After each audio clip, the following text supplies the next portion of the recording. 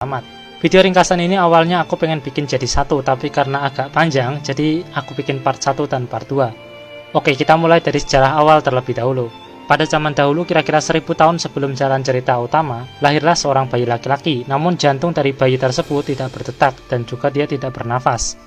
Bahkan saat masih dalam kandungan, beberapa kali jantungnya sempat terhenti. Ketika dilahirkan, orang-orang mengira bahwa ibu yang melahirkan bayi tersebut keguguran. Namun saat akan dikubur, bayi itu pun menangis dengan keras untuk pertama kalinya. Dia adalah Kibutsuji Muzan, yang nantinya akan menjadi leluhur para iblis atau Oni di Kimetsu no Yaiba. Muzan diobati oleh seorang dokter yang dermawan. Dia diperkirakan akan meninggal di usia 20 tahunan. Bahkan Muzan perlu berbagai upaya hanya untuk bisa hidup sedikit lebih lama. Muzan yang marah karena tidak kunjung membaik, membunuh si dokter tersebut.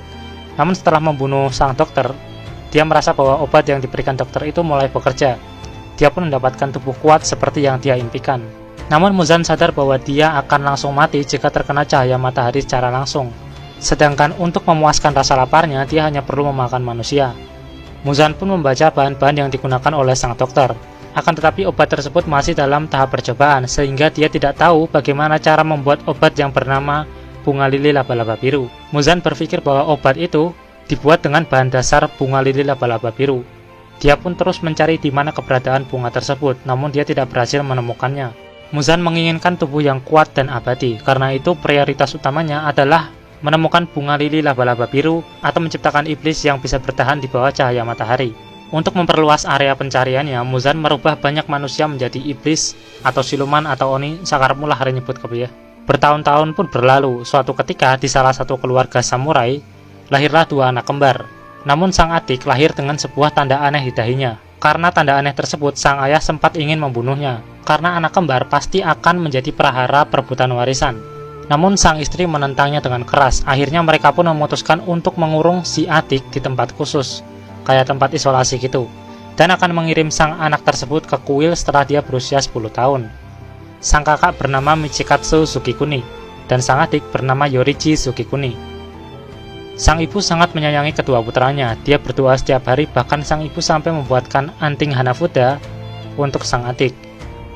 Perlakuan yang didapat keduanya berbeda 180 derajat, sang kakak hidup dengan sangat layak, sedangkan sang adik justru sebaliknya.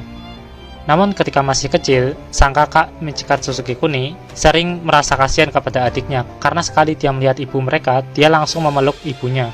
Michikatsu pun pergi dan memberikan seruling buatannya sendiri kepada Yorichi sebagai hadiah. Yorichi sejak lahir tidak pernah bicara, mereka bahkan sempat mengira bahwa dia tidak akan bisa bicara. Namun suatu ketika sang kakak sedang berlatih pedang, Yorichi menanyakan apakah sang kakak ingin menjadi pendekar pedang terhebat di negeri ini. Itulah kata-kata yang keluar pertama kali dari mulut Yorichi. Tentu saja hal itu sangat mengejutkan sang kakak. Yorichi pun berniat untuk menjadi samurai terkuat kedua setelah sang kakak. Dia pun berlatih dengan sang ayah, namun hanya sekali memegang pedang, dia langsung mampu menjatuhkan sang ayah di usia 7 tahun. Sejak saat itu, Yorichi tidak pernah lagi berkata ingin menjadi ahli pedang. Seringkali sang kakak menanyakan cara berpedang kepada adiknya. Namun setelah menjawab pertanyaan sang kakak, Yorichi berkata bahwa dia lebih ingin bermain layang-layang dengan sang kakak. Suatu saat, ibu mereka pun meninggal. Yorichi tahu bahwa dia akan segera dikirim ke kuil. Dia hanya berpamitan dengan sang kakak dan meninggalkan surat. Dalam surat tersebut, Yorichi mengatakan bahwa dia sudah mengetahui bahwa ibu mereka menderita sakit dan tubuh bagian kirinya itu semakin lemah. Karena itu, dia selalu memeluk ibunya dari sebelah kiri dan membantunya berjalan. Sang kakak pun termakan api cemburu dan sangat membenci sang adik. Tak lama ayah mereka pun mengirim utusan untuk menjemput Yorichi, namun ternyata Yorichi tidak ada di kuil. Yorichi merasa bahwa dia hanya akan membebani keluarga, karena itu dia pergi. Sampai dia bertemu seorang anak perempuan yang seusianya yang sedang melepas kecebong agar kecebong itu bisa bersama dengan keluarganya kembali. Gadis itu adalah Uta. Mulai hari itu mereka pun hidup bersama, sampai 10 tahun kemudian mereka menjadi pasangan suami istri dan Uta pun hamil. Suatu hari Yorichi pulang terlambat karena membantu seorang orang tua yang sudah rapuh. Sesampainya di rumah, ternyata Uta dan bayinya sudah dibunuh. Sampai 10 hari ke depan, Yorichi terus memegang jasad istri dan anaknya. Hingga seorang pemburu iblis datang ke tempat Yorichi, yang merupakan leluhur dari keluarga Rengoku. Yorichi pun memutuskan untuk bergabung dengan pemburu iblis, yang berada di bawah naungan keluarga Ubayashiki. Keluarga Ubayashiki dan Muzan sebenarnya berasal dari keluarga yang sama. Dalam cerita, karena Muzan terlahir lalu menjadi iblis, anak-anak dari keluarga Ubayashiki terlahir lemah dan memiliki penyakit bawaan yang merupakan kutukan. Agar kutukan itu terpatahkan, mereka harus mendedikasikan hidup mereka untuk membunuh Muzan. Karena itulah mereka membentuk pasukan pemburu iblis. Nah, Ubayashiki Kagaya adalah pimpinan pemburu iblis di era Tanjiro. Biar lebih gampang, nanti kedepannya aku akan nyebut Oyakata sama gitu aja. Anak-anak dari keluarga Ubayashiki ini selalu mendapatkan istri dari seorang pendeta. Alasannya, agar lebih mudah dalam merawat luka yang mereka derita, sekaligus agar keturunan selanjutnya itu lebih kuat dari keturunan sebelumnya. Namun sayangnya tidak ada satupun dari mereka yang bisa hidup lebih dari 30 tahun. Para pemimpin skuad pemburu iblis bergelar Hashira atau Pilar. Awalnya mereka tidak bisa menggunakan teknik pernafasan, namun pasca Yorichi bergabung, Yorichi mengajari mereka teknik pernafasan, dan lahirlah banyak cabang pernafasan dari pernafasan matahari, seperti pernafasan air, angin, api, kabut, dan lain-lain. Yorichi Sugikuni merupakan pengguna teknik pernafasan pertama, yaitu pernafasan matahari. Suatu hari, sang kakak diserang oleh iblis dan diselamatkan oleh adiknya Yorichi. Dia pun mengabdikan dirinya sebagai pemburu iblis dan belajar teknik pernafasan dari Yorichi. Dia meninggalkan anak dan istrinya dan berniat mengabdikan dirinya sebagai pemburu iblis. Michikatsu Sugikuni merasa frustasi karena dia tidak bisa menggunakan pernafasan matahari seperti layaknya Yorichi. Dia hanya bisa menggunakan cabang dari pernafasan matahari, yaitu pernafasan bulan. Pedangnya pun tidak berubah menjadi merah seperti milik Yorichi. Namun setelah berlatih keras, dia pun akhirnya bisa mendapatkan tanda yang mirip dengan milik Yorichi. Sang kakak Michikatsu Sugikuni pun merasa bahwa tidak akan ada yang bisa melampaui kemampuan mereka. Namun Yorichi menyanggah bahwa dia yakin akan ada yang bisa melampaui kemampuan mereka. Karena mereka sendiri hanyalah rentetan orang yang mengisi sejarah panjang umat manusia, begitu kata Yorichi kurang lebih. Para pilar di era itu pun juga memiliki tanda. Namun tanda itu memperpendek usia penggunanya meskipun tidak selalu memperpendek. Sampai suatu hari akhirnya Yorichi bertemu dengan Kibutsuji Muzan. Saat itu dia bersama dengan Tamayo. Kala itu teknik pernafasan Yorichi sudah sempurna. Pertarungan sengit pun terjadi. Untuk pertama kalinya Yorichi merasa ketakutan dalam hidupnya. Tapi ya wajahnya slow gitulah. Yorichi yang memiliki tanda mampu melihat dunia tembus pandang. Dan ternyata alasan mengapa para pemburu iblis selalu gagal membunuh Muzan karena dia memiliki 7 jantung dan 5 otak. Yorichi pun melesat dan melancarkan serangan kepada Muzan. Muzan heran kenapa tubuhnya tidak bisa beregenerasi. Yorichi sempat bertanya kepada Muzan, dia anggap apa nyawa manusia itu, namun Muzan tidak menjawab dan terlihat sangat marah. Sebaliknya, Tamayo hanya diam dan melihat dengan mata penuh harapan. Ketika Yorichi mendekati Muzan, Muzan pun berteriak dan meledakkan diri. Dari 1.800 potongan daging, Yorichi hanya berhasil memotong 1.500, dan Muzan pun berhasil lolos. Tamayo pun merasa jengkel karena Muzan belum mati. Yorichi pun mengajaknya bekerja sama untuk mengalahkan Muzan. Karena saat itu Muzan sangat lemah, setelah dipojokkan oleh si Yorichi, Tamayo pun bisa melepas pengaruh Muzan dari dirinya. Namun sang kakak Michikatsu Sugikuni ternyata malah berubah menjadi iblis, dan orang-orang menyalahkan Yorichi atas kegagalannya dan malah melepaskan Muzan serta Tamayo. Nah, beberapa saat setelah Muzan melarikan diri, Michikatsu yang depresi didatangi oleh Muzan, yang pasca kalah setelah bertarung dengan Yorichi. Muzan pun memberi tawaran agar ia berubah menjadi iblis. Dengan begitu dia bisa berlatih seumur hidup. Michikatsu pun terhasut dengan tawaran Muzan dan berubah menjadi iblis. Lalu dia berubah nama menjadi Kokushibo, sang iblis rembulan atas pertama. Di antara para iblis yang diciptakan Muzan, ada 12 iblis terkuat yang disebut Junikizuki atau 12 iblis rembulan. 12 iblis rembulan ini terbagi menjadi dua, yaitu iblis rembulan atas dan iblis rembulan bawah. Para iblis rembulan atas ini bisa dikatakan levelnya setara dengan seorang pilar, bahkan beberapa dari mereka, terutama 3 teratas, bisa dikatakan setara dengan 2-3 pilar. Untuk para iblis rembulan bawah, mereka cenderung lebih lemah dibandingkan para pilar. Bahkan mereka sering terbunuh dan diganti berulang kali, namun tetap terhitung lebih kuat jika dibandingkan para pemburu iblis yang level-level biasa, tapi masih di bawah seorang pilar. Waktu pun berlalu puluhan tahun. Saat malam bulan merah, Kokushibo bertemu dengan Yorichi yang sudah tua. Yorichi yang sudah tua hanya berkata bahwa dia kasihan kepada kakaknya yang telah berubah menjadi iblis, serta meneteskan air mata. Seketika itu, Yorichi pun mengambil kuda-kuda. Kokushibo merasakan aura yang besar dari Yorichi. Yorichi pun bergerak dengan sangat cepat dan menebas leher Kokushibo. Kokushibo tidak sempat bereaksi, bahkan di usia tuanya, kecepatan Yorichi masih sama seperti saat muda. Namun seketika itu Yorichi pun menghembuskan nafas terakhir. Jika saat itu Yorichi menyerang sekali lagi, tentu saja Kokushibo akan mati. Namun Kokushibo yang termakan amarah dan iri kemudian menebas adiknya Yorichi yang sudah tua tersebut. Ternyata seruling yang diberikan Kokushibo itu ikut tertebas. Bahkan sampai tuanya pun, Yorichi tetap membawa hadiah dari sang kakak. Di sini Kokushibo pun juga meneteskan air mata. Singkat cerita, sebelum pertarungan antara Yorichi dan juga Kokushibo, Yorichi pernah menolong seseorang yang bernama Sumiyoshi yang merupakan leluhur dari main karakter yaitu Kamato Tanjiro. Yorichi juga sering mampir dan berbagi cerita dengan Sumiyoshi. Suatu ketika, Yorichi menunjukkan teknik pernafasan matahari untuk menghibur anak dan istri Sumiyoshi. Sumiyoshi bahkan di sini tidak berkedip sedikit pun karena tidak ingin meninggalkan satu gerakan yang dilakukan Yorichi. Teknik pernafasan matahari yang ditunjukkan Yorichi pun terlihat sangat indah. Saking indahnya bahkan seperti tarian. Karena itulah pada generasi-generasi selanjutnya disebut tarian Dewa Api atau Hinokami Kagura. Yorichi pun pergi dan menitipkan anting Hanafuda pada Sumiyoshi lalu pergi. Karena itulah di pertarungan akhir ketika melawan Kokushibo, terlihat anting Hanafuda sudah tidak digunakan oleh Yorichi karena anting itu sudah dititipkan kepada Sumiyoshi. Sumiyoshi berterima kasih atas semua yang pernah dilakukan Yorichi dan berjanji akan menguasai teknik tersebut serta mengajarkan teknik pernafasan matahari kepada keturunannya, juga melestarikannya. Teknik pernafasan matahari atau tarian Dewa Api berhasil terwariskan dari generasi ke generasi di keluarga Tanjiro. Teknik pernafasan matahari sendiri terdiri dari 12 jurus. Jika ke-12 jurus itu dilakukan secara berurutan berulang-ulang, maka akan menjadi jurus ke-13 yang merupakan gabungan dari jurus pertama sampai jurus ke-12.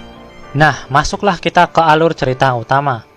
Karakter utama dalam cerita ini yaitu Kamato Tanjiro yang merupakan anak tertua dari 6 bersaudara, yaitu yang pertama Kamato Tanjiro, Kamato Nezuko, Kamato Takeo, Kamato Hanako, Kamato Shigeru, dan Kamato Rokuta. Kedua orang tuanya bernama Kamato Tanjuro dan Kamato Kie. Terserah kalian mau baca marga Kamatonya itu depan atau di belakang, terserah kalian lah. Pasca kematian sang ayah, Tanjiro menjadi tulang punggung keluarga dengan berjualan kayu bakar untuk menghidupi 5 adiknya dan ibunya. Suatu ketika Tanjiro pergi ke kota untuk menjual arang. Tidak disangka, dia pun ketika pulang sudah larut malam. Ketika OTW ke rumah, Tanjiro dipaksa untuk menginap di rumah kakek Saburo, tetangganya yang tinggal di kaki gunung. Karena sudah larut malam, khawatirnya nanti ada oni berkeliaran. Paginya Tanjiro bergegas ke rumah, namun dia mencium bau darah ketika sudah dekat. Sesampainya di rumah, ternyata seluruh keluarganya sudah terbantai. Hanya adik pertamanya yaitu Nezuko yang masih hangat badannya. Tanjiro pun bergegas membawa Nezuko agar tertolong. Karena tergesa-gesa, Tanjiro yang menggendong Nezuko pun terjatuh. Di sini pertama kali Nezuko terlihat berubah menjadi iblis atau oni. Tiba-tiba datanglah Tomioka Gyu yang merupakan pilar air dari pemburu iblis. Terjadilah pertarungan singkat antara Tanjiro dan Gyu. Gyu terkesan dengan trik bertarung Tanjiro dan menyadari bahwa ada sesuatu yang berbeda dengan Nezuko dan Tanjiro. Karena Nezuko tidak berusaha memakan Tanjiro setelah melihat perjuangan Tanjiro. Gyu kemudian meminta Tanjiro untuk menemui Urokodaki, mantan pilar air sekaligus pelatih pemburu iblis. Tanjiro pun membawa Nezuko dan menggendongnya yang bersembunyi di semacam kayak keranjang gitu sih. Nezuko di sini bisa membesar dan mengecilkan ukuran tubuhnya, karena itu dia bisa muat dalam keranjang. Karena sudah mulai larut malam, Tanjiro dan Nezuko pun berniat untuk menginap di sebuah kuil. Tapi di sana ternyata ada oni. Terjadilah pertarungan antara Tanjiro yang menggunakan kapak dan sundulan kepalanya. Tak lama Tanjiro berhasil memojokkan oni tersebut hingga Urokodaki tiba. Namun ketika berhadapan dengan iblis sekalipun, Tanjiro masih merasa ragu dan tidak sampai hati untuk membunuh oni tersebut. Sampai matahari terbit dan membunuh oni tersebut. Tanjiro dan Nezuko pun pergi ke tempat Urokodaki. Nezuko pun tertidur, sedangkan Tanjiro memulai pelatihannya yaitu dengan mendaki gunung dan harus kembali sebelum fajar ke tempat Urokodaki. Tanjiro pun berhasil meski dengan usaha yang keras. Dia pun diterima sebagai murid oleh Urokodaki dan memulai pelatihannya. Tanjiro berlatih dengan keras mulai dari pelatih fisik hingga berlatih teknik pedang. Di akhir, Tanjiro harus bisa membelah batu untuk bisa mendapatkan izin mengikuti seleksi akhir dan bisa menjadi pasukan pemburu iblis. Tanjiro pun terus gagal karena tidak menggunakan teknik pernafasan total. Akhirnya dia mendapat petunjuk dari roh Sabito dan Makomo. Hingga pada akhirnya Tanjiro berhasil membelah batu tersebut dan diberi izin untuk mengikuti seleksi akhir. Selain dibekali pedang Nichirin atau pedang khusus pemburu iblis, Tanjiro juga dibekali topeng mirip seperti milik Sabito dan Makomo, yaitu topeng penangkal, ya kayak jimat gitulah. Tibalah Tanjiro di tempat seleksi. Dia harus bisa bertahan selama 7 hari dan membunuh iblis yang ada dalam penjara bunga wisteria. Iblis-iblis yang ada dalam penjara wisteria itu adalah iblis yang ditangkap oleh para pemburu iblis dan memang dijadikan untuk seleksi. Jadi di dalam cerita Kimetsu no Yaiba ini, iblis atau oni itu takut atau benci dengan bunga wisteria, ya mirip-mirip kayak nyamuk sama lavender lah. Tak disangka di sana ada iblis yang memang bukan kelasnya para pemula sebenarnya. Iblis itu ditangkap oleh Urokodaki dan dia sudah makan 50 anak. Beberapa korbannya diantaranya adalah Sabito dan Makomo. Meski awalnya kesulitan, pada akhirnya Tanjiro berhasil mengalahkannya dan lolos hingga hari ke-7. Peserta yang lolos pun hanya 5 orang. Namun di sini kita cuma melihat 4 orang, soalnya yang satu sebenarnya peserta gelap sih. Yang lolos ada Kamato Tanjiro, Shinazugawa Genya, Zenitsu Agatsuma, dan Kanao Tsoyuri. Yang satu lagi akan aku sebutkan nanti. Mereka yang lolos seleksi pun diberikan kesempatan untuk memilih sendiri biji besi yang nantinya akan menjadi bahan dasar dari pedang Nichirin milik mereka. Tanjiro yang kembali ke tempat Urokodaki pun disambut oleh Nezuko yang akhirnya bangun setelah tertidur selama 2 tahun. Urokodaki menanamkan semacam hipnotis atau sugesti kepada Nezuko agar dia melindungi manusia dan melawan Oni atau iblis yang menyerang manusia. 15 hari kemudian, seorang penempa pedang, Haganezuka, datang ke tempat Urokodaki dan membawakan pedang Nichirin Tanjiro. Pedang Nichirin akan berubah warna tergantung dari penggunanya. Untuk Tanjiro, warna pedang Nichirinnya berubah menjadi warna hitam lebam. Konon pengguna pedang Nichirin berwarna hitam sangat jarang dan tidak banyak yang bertahan hidup. Karena sebenarnya dalam cerita ini yang diceritakan memiliki pedang berwarna hitam cuma Tanjiro dan Yorichi. Karena emang Nichirin berwarna hitam itu sangat langka, karena ya sekali yang pakai langsung OP gitu sih.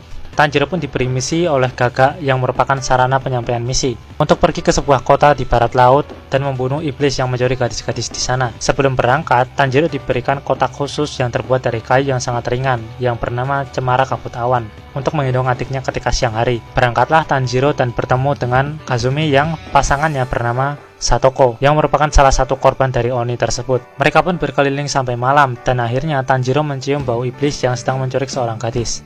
Terjadilah pertarungan antara Tanjiro yang dibantu oleh Nezuko melawan Oni. Ketika berhasil memojokkan Oni tersebut, Tanjiro bertanya tentang Kibutsuji Muzan. Namun Oni tersebut hanya ketakutan karena dia tanamkan kutukan yang akan aktif jika dia menyebutkan namanya dengan lantang. Dan ini berlaku ke semua iblis atau semua Oni. Kemudian berakhir dengan kemenangan Tanjiro yang berhasil membunuh Oni tersebut. Namun Tanjiro tidak berhasil menolong Satoko yang sudah dimakan oleh Oni. Tanjiro hanya bisa memberikan barang milik Satoko kepada Kazumi lalu pergi. Tanjiro yang kelamaan di gunung kaget ngelihat kotanya yang jauh udah lebih maju. Mereka pun istirahat sebentar sambil mesen udon rencananya. Namun tiba-tiba Tanjiro mencium bau iblis yang sama dengan yang ada di rumahnya. Tanjiro pun mengejarnya dan akhirnya dia bertemu dengan Kibutsuji Muzan. Namun Muzan di sini menanggapinya dengan tenang, karena saat itu dia sedang bermain sandiwara, sedang menyamar sebagai orang yang bernama Tsukihiko. Tanjiro pun tidak bisa menebasnya karena dia menggendong anak kecil dan sedang bersama istrinya. Hingga Muzan membuat pengalihan dengan membuat seseorang yang random, orang biasa, menjadi iblis. Muzan pun pergi dengan anak istrinya. Tanjiro hanya bisa menahan orang tersebut agar tidak memakan orang yang lebih banyak, karena dia ada di tempat umum. Tanjiro yang hanya bisa menahan orang yang baru saja berubah menjadi Oni tersebut, hanya bisa menahannya sambil berteriak bahwa ia tidak akan melepaskan Kibutsuji Muzan. Muzan pun merasa jengkel karena dia melihat anting Hanafuda milik Tanjiro, dan menyadari bahwa dia adalah pewaris dari ilmu pernafasan matahari milik Yorichi Tsukikuni. Anting itu pun mengingatkan Muzan akan horornya sosok Yorichi di matanya. Tanjiro yang masih menahan Oni tersebut datangi oleh polisi, namun dia dibantu oleh seorang iblis yang bernama Tamayo yang dibebaskan oleh si Yorichi itu loh, yang diajak bekerja sama. Tamayo menggunakan teknik darah iblis miliknya untuk membuat semacam penghalang dan membantu Tanjiro membawa orang tersebut agar ke tempat yang lebih aman. Di sini Tamayo bersama dengan seorang yang bernama Yushiro. Tamayo pun membantu Tanjiro menyembuhkan orang yang baru saja terluka karena serangan dari pasangannya yang baru saja berubah menjadi iblis itu. Yang mengubah Yushiro menjadi iblis adalah Tamayo. Setelah 200 tahun, Tamayo hanya bisa merubah Yushiro seorang untuk menjadi iblis. Untuk makan, mereka mengonsumsi sejumlah kecil darah dengan cara membeli agar tidak sampai membunuh manusia. Tamayo mengatakan untuk mengubah iblis menjadi manusia, dibutuhkan darah dari iblis yang memiliki hubungan dekat dengan Kibutsuji Muzan. Dalam hal ini yang dimaksud adalah 12 iblis rembulan, terutama iblis rembulan atas, yang kekuatannya mendekati Muzan meskipun sebenarnya masih jauh. Terjadilah pertempuran antara Tanjiro dengan iblis yang dikirim Muzan. Tanjiro dibantu dengan kertas mantra Yoshiro. Dengan begitu, Tanjiro bisa berbagi penglihatan dengan Yoshiro dan melihat arah bola milik Sasumaru. Nezuko juga bertarung dengan Yahaba. Pertarungan pun beralih. Tanjiro akhirnya berhasil mengalahkan Yahaba. Dibantulah Nezuko oleh Tamayo dengan menggunakan teknik darah iblis miliknya. Dia membuat lawan tidak bisa berkata bohong atau menyembunyikan sesuatu. Tamayo memprovokasi Sasumaru untuk menyebutkan nama Muzan. Dengan begitu, kutukannya akan aktif. Tak lama pun Sasumaru tidak sengaja menyebutkan nama Muzan. Kutukan Muzan pun aktif dan Sasumaru terbunuh. Namun sayang, Sasumaru bukanlah salah satu dari iblis rembulan. Tanjiro pun pergi melanjutkan perjalanan dengan Nezuko. Tamayo dan Yoshiro pun segera berpindah lokasi karena mereka terlalu dekat dengan Muzan. Dalam perjalanan, Tanjiro bertemu dengan Akatsuma Zenitsu yang saat itu lagi ngebucin. Nah, mereka pun akrab dan melanjutkan perjalanan bertiga. Sampai mereka di suatu rumah yang di depannya itu ada dua anak kecil, yang mana yang satu bernama Teruko dan yang satu lagi bernama Shoichi. Kakak mereka diseret Oni ke dalam rumah tersebut. Ketika ada satu korban yang dilempar keluar, Tanjiro dan Zenitsu langsung masuk ke rumah itu, diikuti dengan dua anak kecil tadi, untuk menyelamatkan kakak mereka yang terseret. Namun ruangan berganti karena suara Suzumi dari iblis yang bernama Kyogai. Sementara itu Zenitsu terpisah dan dikejar satu Oni, sampai akhirnya dia pingsan. Nah, pas pingsan ini, Zenitsu pun malah lancar menggunakan teknik pernafasan petir miliknya dan mengakhirinya dengan satu serangan dengan epic. Di sini juga menjadi debut Inosuke. Nah, Inosuke ini adalah si peserta gelap. Dia salah satu dari 5 orang yang lolos seleksi akhir. Jadi ketika salah satu peserta itu ada yang masuk ke gunungnya, dia ngajar si peserta itu dan ngambil katananya. Inosuke cuma masuk dan ngebantai semua Oni di rumah itu. Nah, Kyogai ini awalnya adalah salah satu dari Junikizuki atau 12 iblis rembulan. Namun karena tidak bisa bertambah lebih kuat, dia pun digantikan. Setelah bertarung dengan sengit, Tanjiro akhirnya berhasil menebas Kyogai. Kucing Tamayo pun datang. Tanjiro pun mengambil sampel darah Kyogai karena dia merupakan mantan 12 iblis rembulan. Setelah selesai, Tanjiro bersama si adik yang cewek itu dan juga si kakak diajak keluar. Inosuke pun berusaha merebut kotak Tanjiro yang dijaga oleh Zenitsu. Inosuke dan Tanjiro pun bertarung sampai Inosuke pada akhirnya pingsan. Nah, setelah sadar, mereka memakamkan para korban lalu melanjutkan perjalanan. Ketika anak kecil itu diberikan kalung bunga wisteria agar dijauhkan dari Oni. Mereka berempat pun bermalam di salah satu rumah yang pernah ditolong oleh pemburu iblis. Karena itu, pemilik rumah itu memberikan pelayanan gratis. Disinilah pertama kali Zenitsu ketemu sama si Nezuko. Ya, auto ngebucin gitu sih. Paginya mereka pun melanjutkan perjalanan ke Gunung Natagumo. Di sana para grup pembasmi iblis yang dikirim dibantai oleh satu keluarga iblis. Di sini ada salah satu iblis rembulan bawah yaitu Rui beserta keluarganya. Keluarga iblis jadi-jadian sih sebenarnya. Pertarungan di Gunung Natagumo berlangsung sengit. Inosuke yang bertarung dengan si iblis yang berperan sebagai ayah bertarung mati-matian sampai sempat dia teringat sekilas tentang wajah ibunya sendiri yang bahkan dia tidak kenali. Namun Inosuke pun tertolong oleh Gyo yang berhasil datang tepat waktu. Sedangkan Zenitsu juga bertarung sengit dengan salah satu iblis laba-laba dalam kondisi sudah terkena racun yang sebentar lagi akan menyebar. Di sini sempat diperlihatkan flashback tentang Zenitsu yang dilatih oleh Jigoro Kuwajima, mantan pilar petir. Zenitsu merupakan salah satu dari 2 murid kesayangannya, namun dia sangat penakut meski memiliki potensi yang besar. Karena tersambar petir, rambutnya berubah menjadi pirang, tapi untungnya dia masih hidup sih. Zenitsu hanya bisa melakukan kuda-kuda pertama dari pernafasan petir. Namun dia sangat lihai sampai bisa menggunakan kuda-kuda pertama 6 kali lipat dan mengakhiri battle dengan sangat epic. Setelah menang, Zenitsu terus berusaha menahan penyebaran racun dengan teknik pernafasannya hingga Shinobu tiba dan menyuntikkan obat kepada Zenitsu. Di sisi lain, Tanjiro bertarung dengan susah payah melawan Rui, salah satu dari iblis rembulan bawah. Rui berambisi ingin merebut Nezuko dari Tanjiro setelah melihat ikatan keluarga antar keduanya. Ketika terpojok oleh teknik darah iblis milik Rui, Tanjiro teringat pesan ayahnya tentang tarian Dewa Api yang diwarisi keluarganya dari generasi ke generasi. Tanjiro pun langsung mengubah cara pernafasannya dari pernafasan air menjadi pernafasan matahari tanpa dia sadari. Karena saat itu Tanjiro belum tahu jika tarian Dewa Api sejatinya merupakan nama samaran dari pernafasan matahari. Dengan menggunakan teknik pernafasan matahari dan bantuan teknik darah iblis Nezuko, Tanjiro pun berhasil memojokkan dan memenggal leher Rui. Namun Rui belum mati, sampai Gyu pun tiba di lokasi Tanjiro dan menghabisi Rui dengan satu serangan. Di sisi lain, Shinobu pergi membasmi satu anggota keluarga Rui, lalu menuju ke tempat Gyu dan Tanjiro. Gyu berusaha menghalangi Shinobu yang mengejar Tanjiro dan Nezuko. Tanjiro sendiri dibuat pingsan oleh Kanao, murid dari Kojo Shinobu.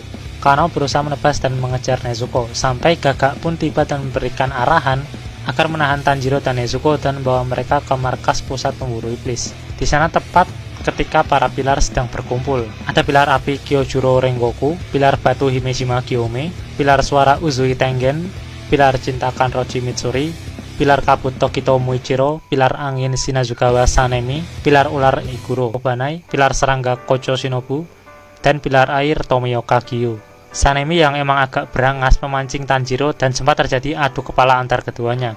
Tak lama, Oyakata sama atau Kagaya Ubayashiki pun tiba. Di sini Kagaya menegaskan bahwa dia mengizinkan Tanjiro dan Nezuko serta meminta para pilar agar memakluminya.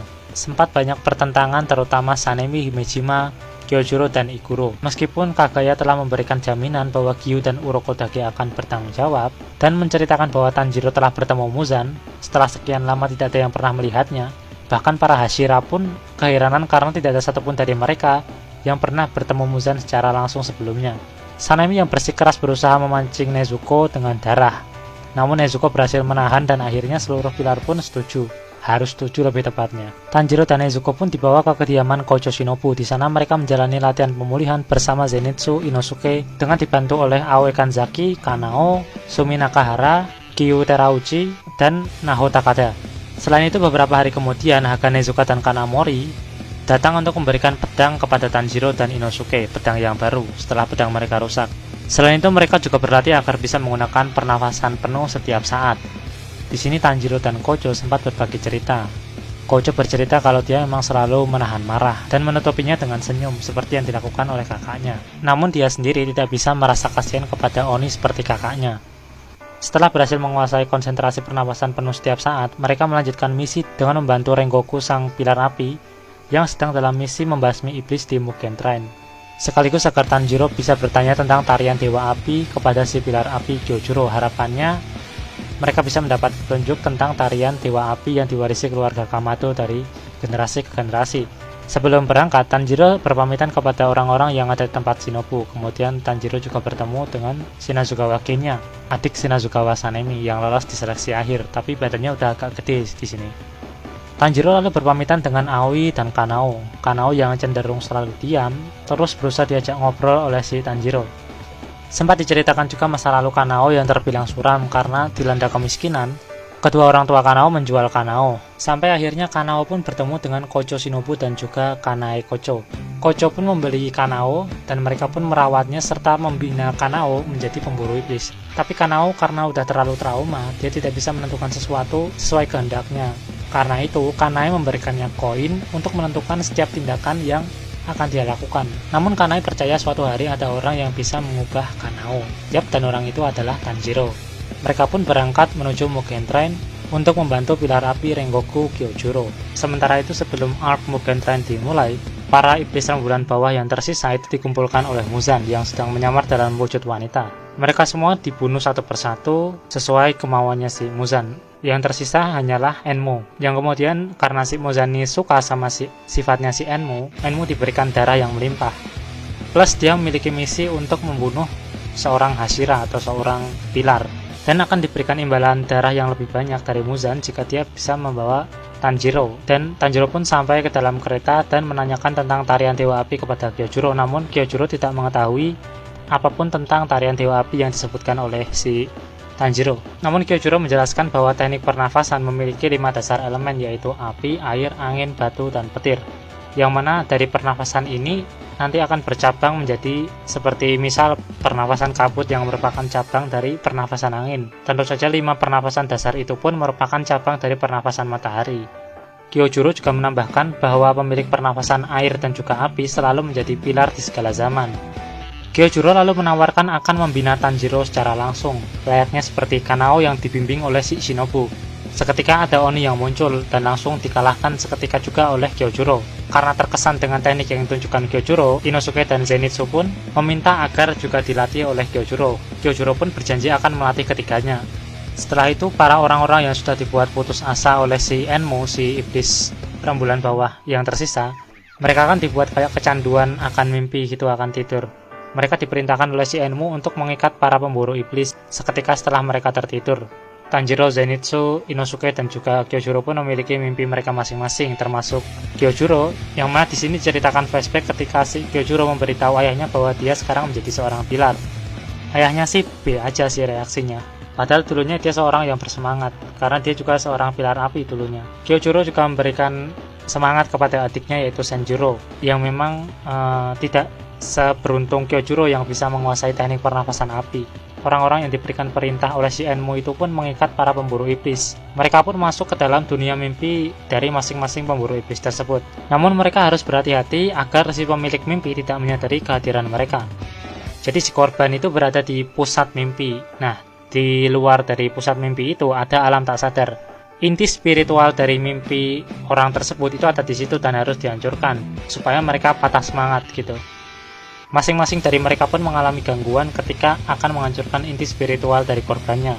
Tanjiro sudah sempat mendapat peringatan dari dirinya bahwa mereka sedang diserang, hingga Nezuko bangun dan membantu Tanjiro keluar dari mimpinya dengan cara membakar si Tanjiro menggunakan teknik darah iblis miliknya. Tanjiro juga akhirnya mendapatkan petunjuk dari ayahnya. Dia pun menebas lehernya di dalam mimpi dan akhirnya bisa keluar dari mimpi tersebut. Didapatinya ternyata Tanjiro sudah mulai tertidur ketika tiketnya diperiksa. Nezuko pun membakar tali yang mengikat kawan-kawannya. Ada satu pemuda yang menderita sakit yang dia bersyukur karena bisa mendapat hikmah setelah masuk ke alam tak sadar Tanjiro. Tanjiro naik ke atas kereta dan bertemu Enmo. Enmo menggunakan tekniknya untuk membuat Tanjiro tertidur secara paksa, namun Tanjiro langsung menebas dirinya dalam mimpinya sehingga dia langsung terbangun kembali. Ditambah lagi Enmo menunjukkan mimpi buruk tentang keluarga Tanjiro yang tentu saja itu membuat Tanjiro semakin marah dan pertarungan sengit pun terjadi.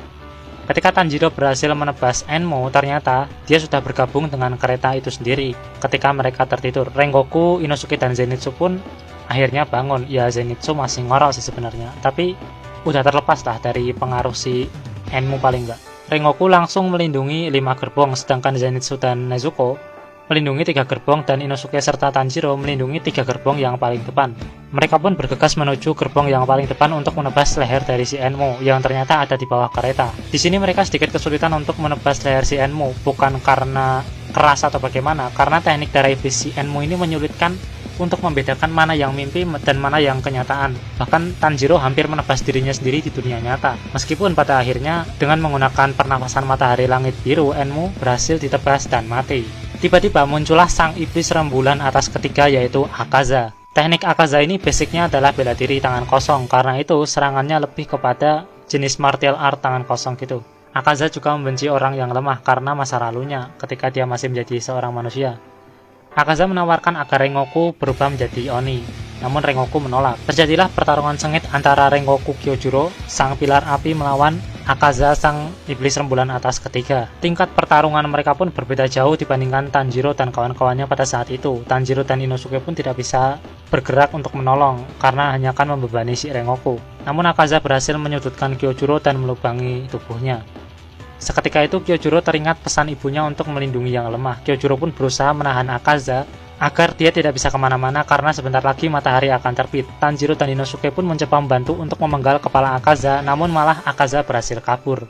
Tanjiro pun melemparkan pedang dan berhasil tertancap di dada Akaza, serta melontarkan beberapa kalimat yang itu membuat Akaza sangat membencinya setelah itu. Menjelang ajalnya, Kyojuro menitipkan wasiat kepada Tanjiro untuk pergi ke rumahnya, yaitu di rumah kediaman keluarga Rengoku. Di sana ada catatan tentang pilar api dari generasi ke generasi yang biasa dibaca oleh ayahnya. Harapannya nanti semoga ada catatan tentang tarian dewa api yang ditanyakan Tanjiro. Dia juga menitipkan pesan kepada adiknya Senjuro agar menempuh jalan yang ia yakini benar menurut kata hatinya, serta pesan untuk ayahnya agar menjaga kesehatan.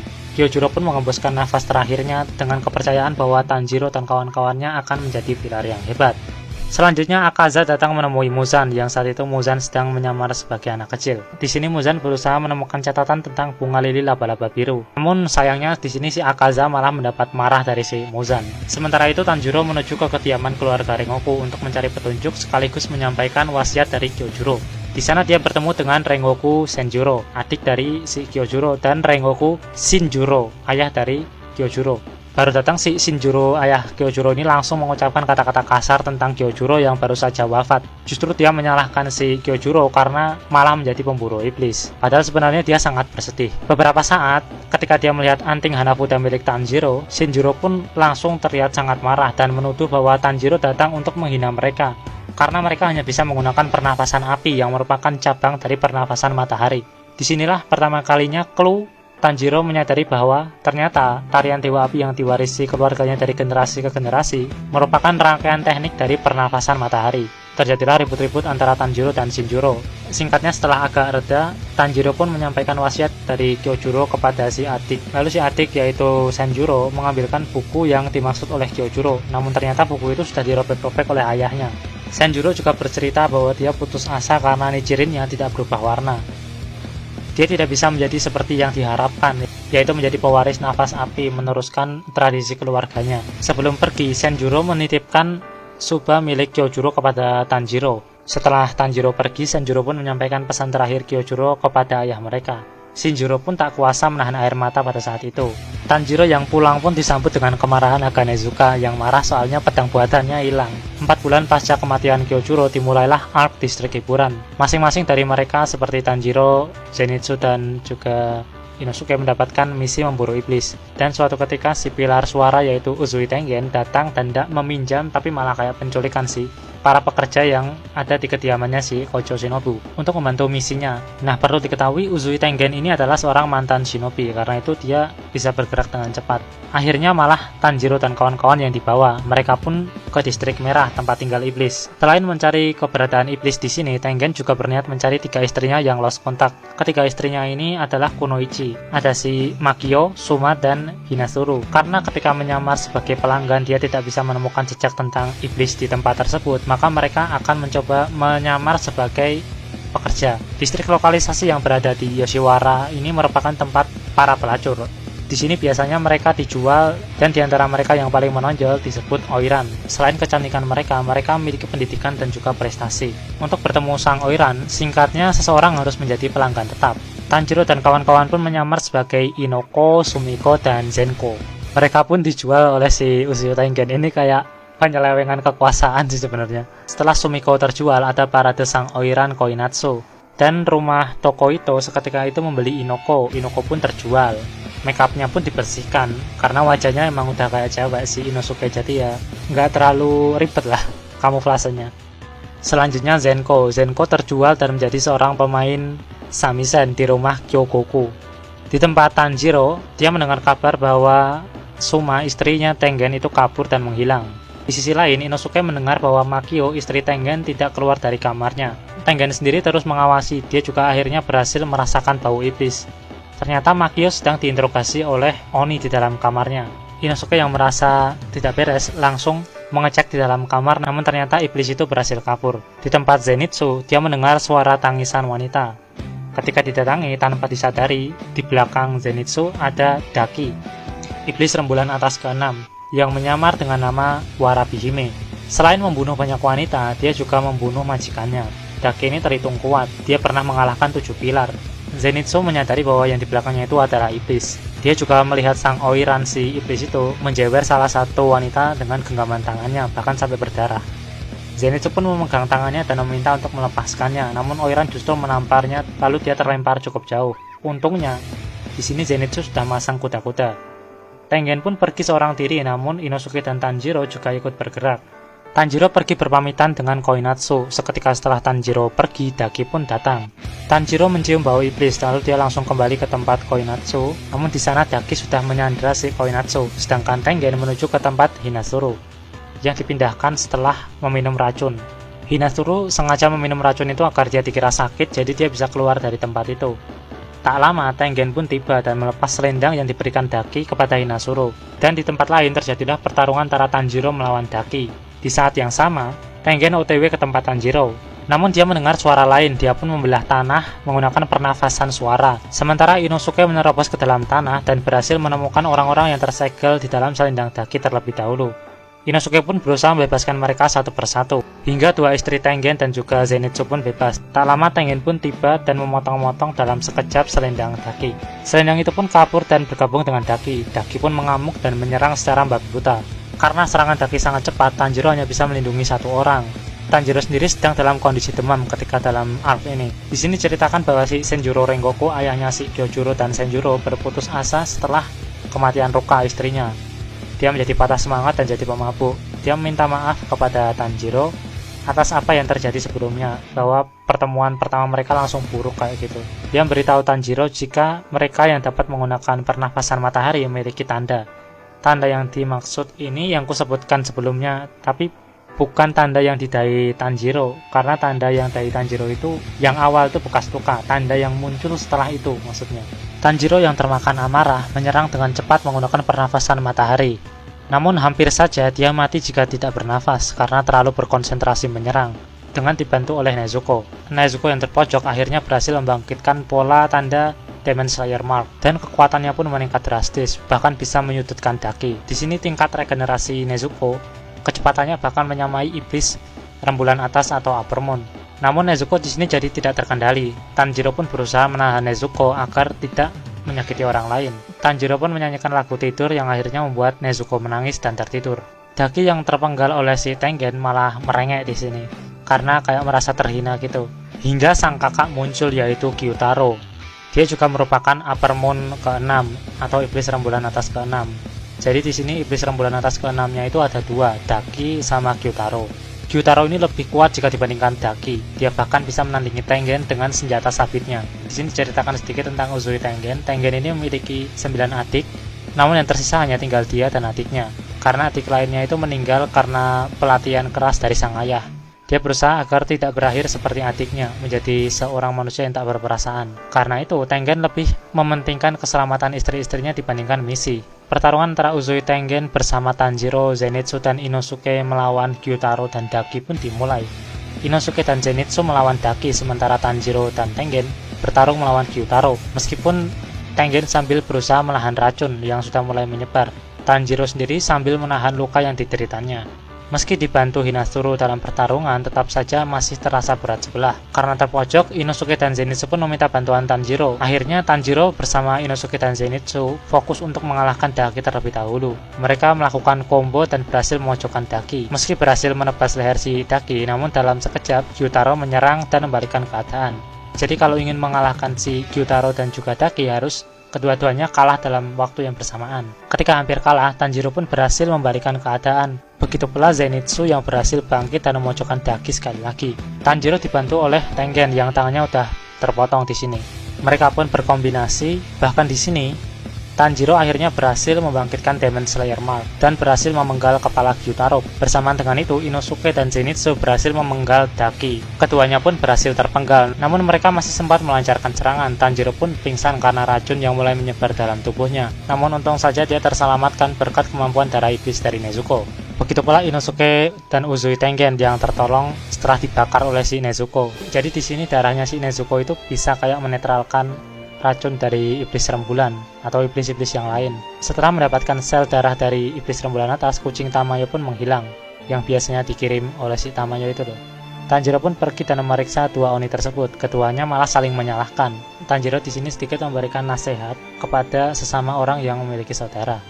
Di sini diceritakan jika di masa lalu Gyutaro dan Daki atau si Ume itu mengalami masa kecil yang kurang bahagia sih, terutama si Gyutaro. Gyutaro sudah mengalami penderitaan sejak kecil karena wajahnya yang buruk, tapi karena dia bisa pandai bertarung, dia bekerja sebagai seorang penagih.